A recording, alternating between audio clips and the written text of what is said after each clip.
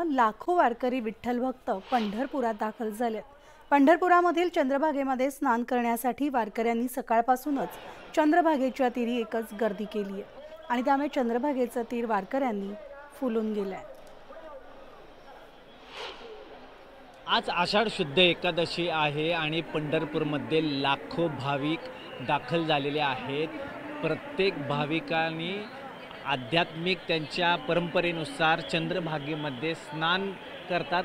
तुम्ही पाहू शकता की लाखो वारकऱ्यांची विठ्ठल भक्तांची गर्दी इथं चंद्रभागे वाळवंटात झालेली आहे आणि ज्या इथं नौका विहार करतात वारकरी भक्त त्यांच्यासाठी सरकारकडून जे लाईफ जॅकेट आहेत ते यावेळेस पुरवण्यात आलेले आहे, जेणेकरून कोणत्याही प्रकारची दुर्घटना होऊ नये याचा प्रयत्न सरकारकडनं करण्यात आलेला आहे।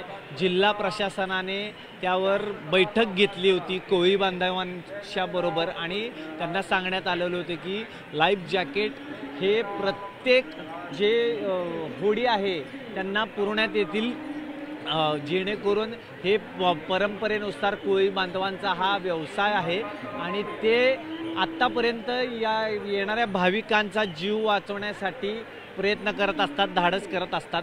मात्र सोलापूरचे जिल्हाधिकारी कुमार आशीर्वाद यांनी त्यांच्याशी चर्चा केल्यानंतरनं ते लाईफ जॅकेट हे प्रोव्हाइड केलेले आहेत। संपूर्ण यंत्रणा जी आहे, ज्या बोटी आहेत त्या चंद्रभागेच्या काठी पात्रामध्ये उतरलेल्या आहेत। सूचना देण्यात येत आहेत की भाविकांनी की खोल पाण्यात उतरू नये आणि नौका विहार करताना सुद्धा हे लाईफ जॅकेट प्रत्येक नावेमध्ये काही देण्यात आलेले आहेत, जेणेकरून काही तशी घटना घडली तर या आलेल्या भाविकांचा जीव वाचवता येईल, हा त्याच्यामागचा हेतू आहे।